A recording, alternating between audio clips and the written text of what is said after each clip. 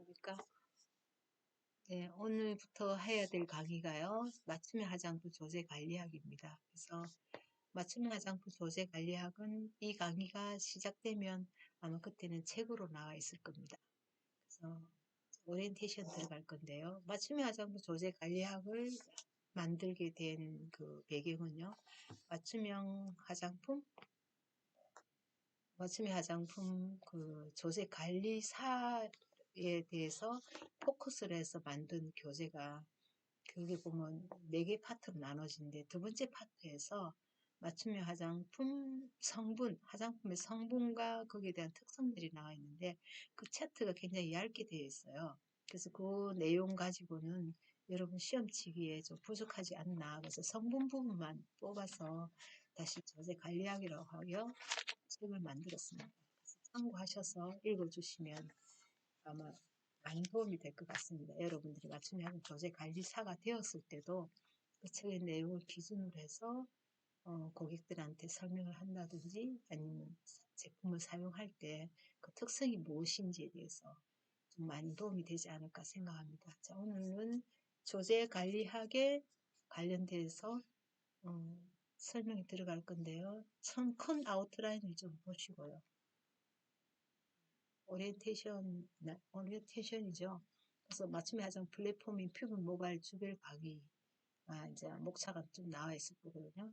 또 강의 개요, 학습 목표, 강의 계획, 학습 내용이라는 내적 구성 요소에 따라서 그 강의는 이루어질 수 있습니다. 근데 가끔 가다가 이 내용 체계를 잘 맞추지 않고 갈 수도 있습니다. 왜냐하면 그 시간상 지금 50분 강의이기 때문에 강의 내용만 해도 굉장히 벅차거든요. 그래서 본의 아니게 여러분들 이런 절차를 맞춰서 강의해야 되나, 피부와 모발이 경계선 넘어갈 때만 이 절차가 맞춰지고 다른 쪽 부분에서는 계속 역설적으로 강의가 이루어질 것입니다. 강의 개요를 읽어보겠습니다. 이 오리엔테이션인데요. 이 강좌에 대한 강의 개요입니다. 그래서 맞춤형 화장품이 갖는 플랫폼의 역할은 건강한 아름다움 깃든 인체를 연출시킵니다. 이는 피부 그 외에 피부 변성물들에서 도움을 주거나 기능을 가진 화장품을 대상을 한다. 그러면 줄여서 얘기한다면 피부와 모발에 관련되어 있어서 요약을 해서 그 요약되는 부분들을 기능성 화장품과 연계한다고 볼 수 있습니다. 화장품이란 것은 법률적으로 해석을 했는데요. 사람에게 매력을 더하기 위한 목적으로 신체에 사용하고자 하여 만든 제품이라고 볼 수 있습니다. 그래서 제품으로서의 화장품은 기재 원료가 있고요. 활성 원료, 품질 유지 원료, 향료 등의 순물질과 혼합물로 조성된 물질입니다.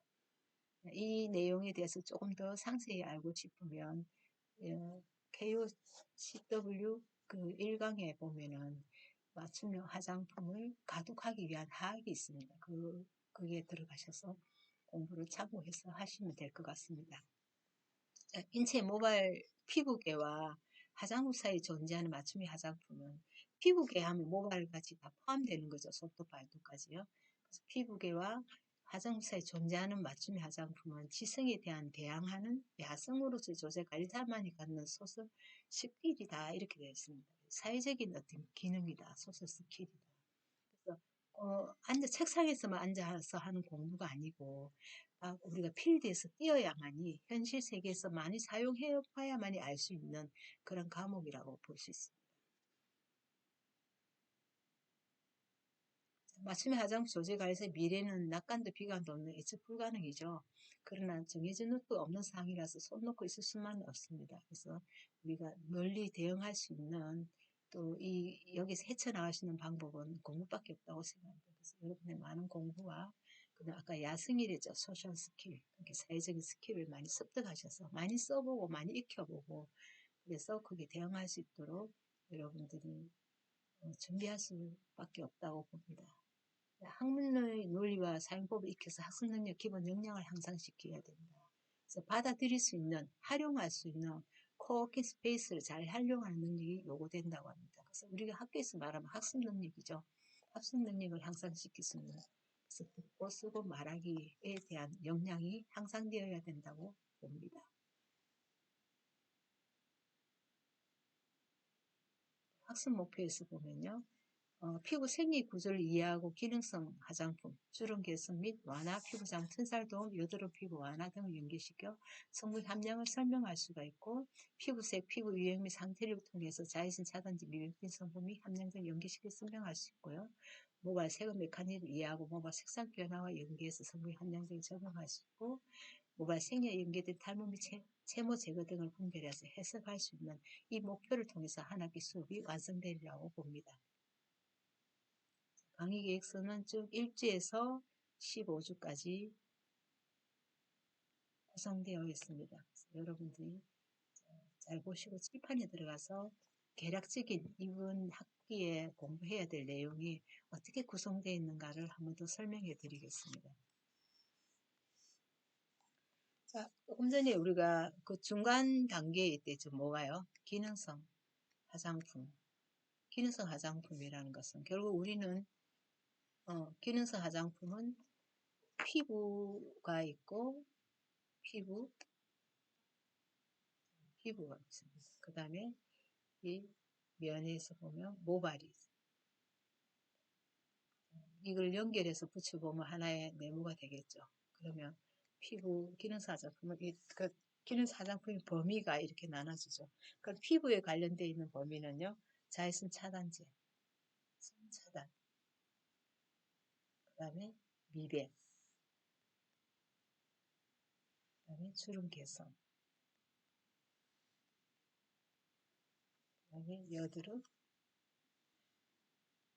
아토피, 튼살. 예. 이렇게 해서 나와 있는 게 피부 장벽.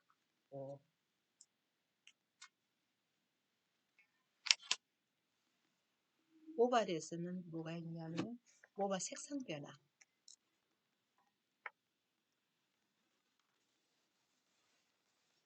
그 다음에 제모, 그 다음에 탈모 증상, 완화. 이런 10가지가 있습니다. 그래서 여기는 염색, 색상 변화는 색을 입힌다든지 색을 뺀다든지 인위적으로 입힌 색을 또 뺀다든지 탄력 이렇게 구성돼서 들어가죠. 그럼 이 전체를 하나를 그 그림을 그렸을 때 여기서 키워드를 찾아보면 되겠죠. 자, 자외선 차단하면 우리가 어떤 걸 생각하십니까? 자외선 하면 UV, A, B, C 이렇게 해서 그죠? 차단이라는 말. 차단은 흡수를 해서 차단시킬 수가 있고요. 그죠? 흡수를 통해서 차단시킬 수 있고 또 피부 자체로부터 들어오지 못하도록 자외선을 아예 못 들어오도록 차단시키는 방법이고 또 흡수해서 열로 인해서 다시 재열로 인해서 발산시키는 방법을 하는 것이 자외선 차단제의 역할입니다. 또는 물리적 자외선 차단제가 있고요. 화학적 자외선 차단제가 있습니다. 키워드를 크게 보고 공부하면 되겠죠. 이게 자외선으로부터 피부를 보호하는 기능이 자외선 차단입니다. 그렇게 해놓으면 그 다음에 이제 미백이라는 것은 결국 뭐냐면 피부에 착색된 색소를 미백은 피부에 착색된 색소를 10개 만드는 과정입니다. 여기는 피부 자체에서 자외선 차단하면 멜라닌 색소가 피부를 보호하기 위해서 멜라닌 색소가 형성되잖아요. 멜라닌 색소가 자체가 생기지 않도록 만들어주는 거죠. 네, 미백에서는 이미 착색되어 있는 색소를 10개 만들어주는 역할을 합니다. 그러면은 이제 3가지 키워드가 들어가요. 타이로신이 들어가고요. 타이로시나제가 들어가고, 그 다음에 멜라노촌이 들어가요. 멜라노프로테인. 이런 키워드를 통해서 내가 이 지식을 알아가는 것을 방법을 추구해야 됩니다. 또 이제 그러면 미백에서 사용되는 것이 무엇인가? 이제 멜라닌 색소 침착 방지 주근깨 기미를 생성 안 되게 하고 또 침착색을 10개 한다는 거죠. 여기서는 미백에서 사용되는 성분은 우리 결국 기능성 화장품의 범주에 대한 얘기를 하려고 그러는 거잖아요. 그럼 식약청에서 고시해 놓은 식약청 고시한 제품에 대해서 알아가는 수업입니다. 이 수업은. 그럼 알부틴이 있고요. 알부틴, 나야신 아마이드, 알파 비사본을, 그 다음에 유용성 감초 추출물, 유용성 감초 추출물, 그 다음에 당나무 추출물, 당나무 뿌리 추출물, 이런 종류들이 있고요. 여기서 바이타민 C나 E나 A나 이렇게 들어가는데 바이타민 C인데 바이타민 C 자체로는 공기 중에 굉장히 열에도 약해서 침투에 들어갈 수가 없어요. 그래서 항상 바이타민 C 플러스의 유도체를 였습니다. 그래서 팔미트산이라든지 그다음 마그네슘 포스포에이트라든지 이런 것들을 넣어서 이런 것 이 자체가 아스코르빈 여기 아스코르산이라고 하시면 아스코르빈 글루코스라든지 아니면 에틸 아스코르 에터라든지 여러 가지 비타민 C의 유도체가 한 세 가지에서 네 가지 정도가 들어갑니다. 그럼 키워드만 여러분 가지고 그럼 이 성분이 몇 프로인지를 잘 익혀야 됩니다. 그래서 알부틴, 나야신, 아마이틴은 2 내지 5% 정도 들어가고요. 당나무 추출물은 2% 정도 들어가고요. 그 다음에 유용성 감초 추출물 0.05%입니다. 이런 성분들이 굉장히 작은 성분들이 들어가거든요. 비사본을 0.5% 들어가요. 그래서 이런 퍼센트들을 정확하게 알지 못하면 여러분 풀어낼 수가 없어요. 그래서 식약청에서 고시는 그 사용 제한 원료가 있거든요. 그 제어 어떻게 되는지, 키워드는 뭔지, 어떤 성분을 사용하는지만 정확하게 공부한다면 이번 학기 공부는 성공된 공부가 되지 않을까 생각합니다. 주름 개선 들어갑니다. 주름 개선이라고 딱 하면 뭐냐면 주름을 개선한단 말은 결국은 뭐예요? 세포 분화라든지 이동에 관여하는 세라마이드, 세라마이드가 있죠. 그 다음에 하이아루론산. 하이알루론산은 진피층에 있고요. 세라마이드는 표피층에 있죠. 그래서 세포분화 이동이 강요하는 것이 하이알루론산입니다. 그래서 외부의 손상에 감염이 돼서 항염증 상처에 부위 관여하는 것도 하이알루론산이거든요. 주름 개선하면 레티놀 먼저 딱 생각해요. 레티놀 하면 바이타민 A죠. 바이타민 A 동물성에서 저게 뭐라죠? 추출해야 되는 레티놀이 있습니다.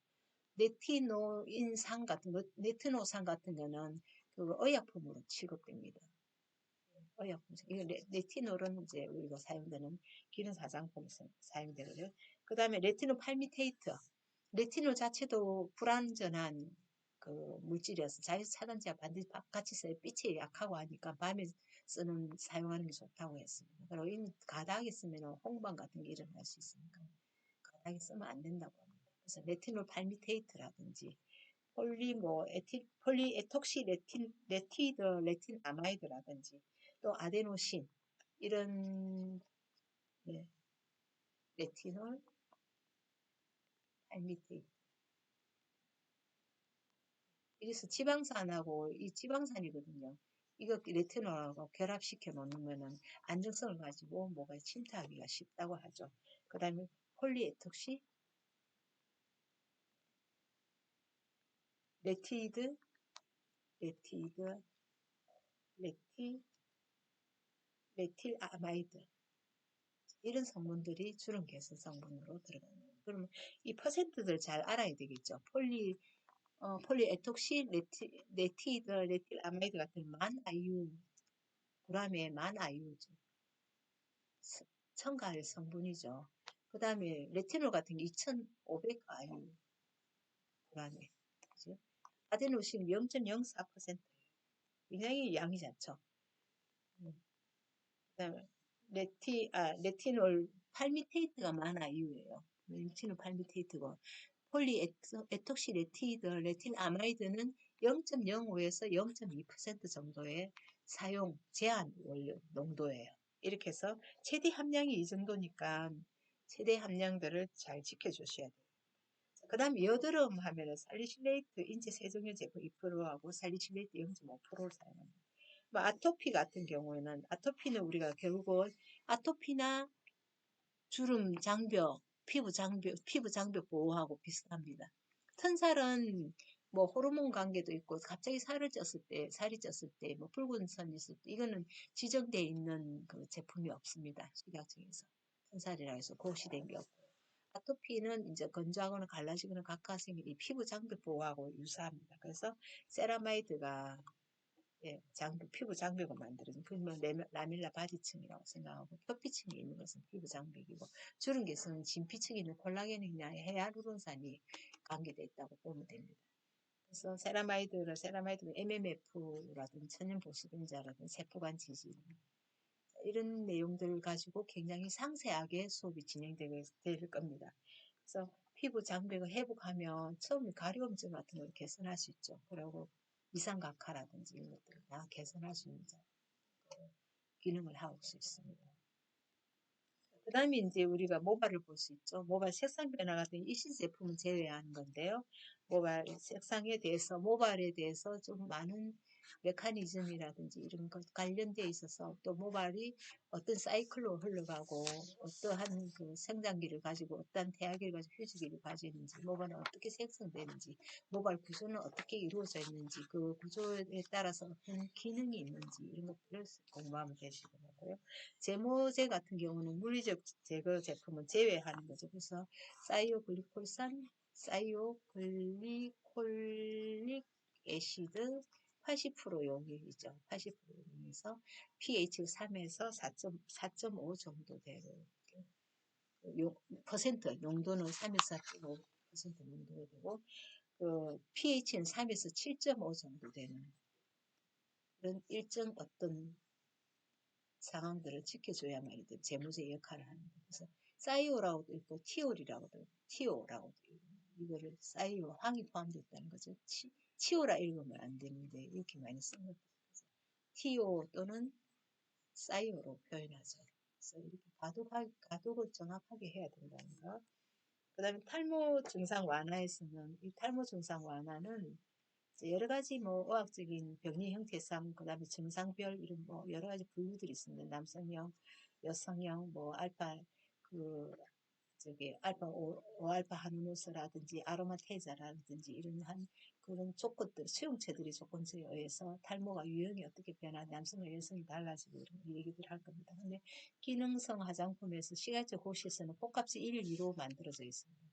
복합제 1, 2로 만들 제형도 여기 이제 그 살리신산하고 징거퓨리티온하고 살리신산 나이아신 아마이드가 첨가되어 있기 때문에요.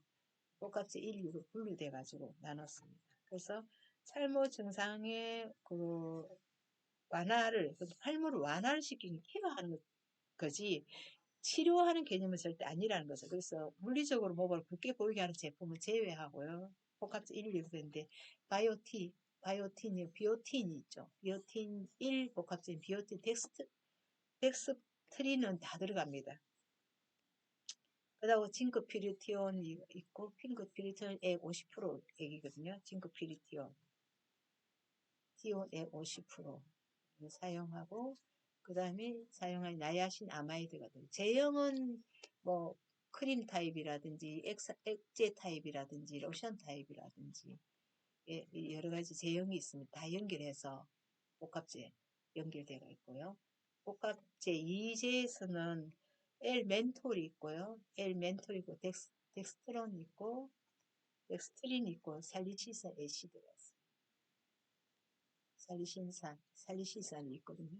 자, 이거는 0.25%를 사용해요. 자, 여드름 할 때는 아까 저기 0.5% 사용한다고 했습니다. 여드름에서는. 이제 세정제는 2%죠.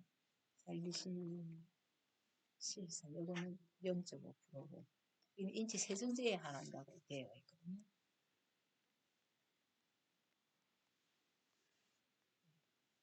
그래서 덱스트린 이제는 0.5% 사용합니다. 이렇게 해서 이제 식약청 고시되어 있는 제품의 루트를 써놨습니다. 이런 내용들을 여러분들한테 쭉 설명할 거예요. 그래서 이 내용 할 때 결국은 그 자외선이라든지 미백이라든지 주름 개선이나 여드름의 아토피, 튼살, 피부 장벽 같은 경우는 피부의 기능, 피부의 생리를 중심으로 해서 설명이 쭉 들어갈 거고요. 그 다음에 이제 여기서 모발 색상 변화에 대해서 뭐 산화연모제라든지 탈색제라든지 비산화연모제라든지 이렇게 분류해서 1제, 2제, 3제로 해가지고 표가 한 5개로 분류돼서 설명이 들어갈 겁니다. 그 다음에 탈모 증상 완화제는 복합제 1제, 2제로 해서 탈모가 어떻게 형성되는지 뭐 이런 것을 호르몬이라든지 뭐 여러 가지를 통해서 탈모 모양이라든지 이런 것들도 설명이 들어가고 모발 생리를 중심으로 해서 설명이 들어갈 것입니다.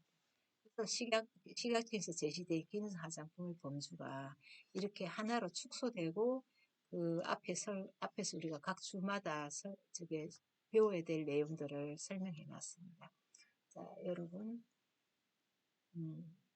이제 오리엔테이션은 여기서 마치기로 하겠습니다. 궁금한 점 있으면 언제라도 연락 주시기 바랍니다. 수업하면서 질문을 남겨주시면 제가 설명해 드릴 수 있도록 여러분들한테 공부 많이 해서 여러분들이 좀 더 나은 어떤 맞춤 조제 관리사가 될 수 있도록 하는데 노력해 보겠습니다. 감사합니다.